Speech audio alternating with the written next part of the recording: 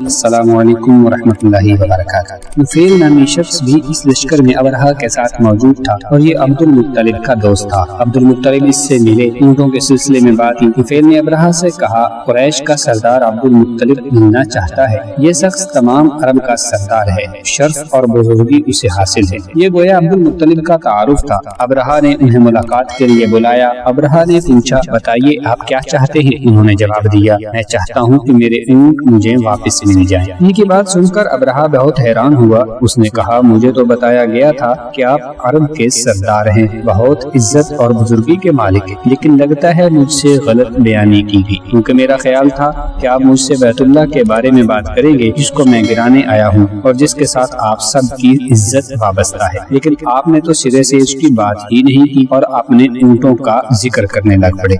इसकी बात सुनकर अब्दुल मुत्तलिब बोले, आप मेरे ऊँट मुझे वापस दे दें, बैतुल्लाह के साथ जो चाहे करें, इसलिए इस घर के एक परवरदिगार है, वो खुद ही इसकी हिफाजत करेगा, मुझे इसके लिए फिक्रमंद होने की जरूरत नहीं है। उनकी बात सुनकर अबरहा ने हुक्म दिया, इनके ऊँट वापस दे दिए जाए। जब उन्हें उनके ऊँट वापस मिल गए तो उन्होंने उनके समूह पर चमड़े चढ़ा दिए और उन पर निशान लगा दिए और उन्हें कुर्बानी के लिए वक्फ कर दिया और हरम में छोड़ दिया। फिर अब्दुल मुत्तलिब हिरा पहाड़ पर चढ़ गए। उनके साथ उनके कुछ दोस्त थे। उन्होंने अल्लाह से दरख्वास्त की कि अल्लाह, इंसान अपने सामान की हिफाजत खुद करता है, तू अपने सामान की हिफाजत खुद कर। इधर से अबरहा अपना लश्कर लेकर आगे बढ़ा। वो खुद हाथी पर सवार लश्कर के दरमियान मौजूद था। ऐसे में इसके हाथी ने आगे बढ़ने से इनकार कर दिया। वो जमीन पर बैठ गया। हाथी बानों ने उसे उठाने की कोशिश की, लेकिन वो ना उठा।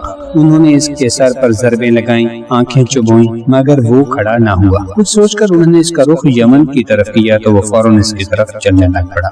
उसका रुख फिर मक्का की तरफ किया गया तो फिर रुक गया। हाथी बानों ने ये तजर्बा बार बार किया। आखिर अबरहा ने हुक्म दिया कि हाथी को शराब पिलाई जाए ताकि नशे में से कुछ होश न रहे और हम उसे मक्का की तरफ आगे बढ़ा सके। चुनाचे उसे शराब पिलाई गई, लेकिन इस पर उसका भी कोई असर न हुआ। दोस्तों, आगे आने वाली वीडियो में इस वाक़या की मुकम्मल तफसील और अबरहा ने मक्का पर चढ़ाई की और उसका अंजाम क्या हुआ वो आपको सुनने और देखने में मिलेगा। उम्मीद करता हूँ आपको ये वीडियो पसंद आई होगी। अगर आप नए हैं तो चैनल को सब्सक्राइब कर दीजिए, लाइक कीजिए, कमेंट्स की सूरत में अपनी कीमती राय जरूर दीजिए।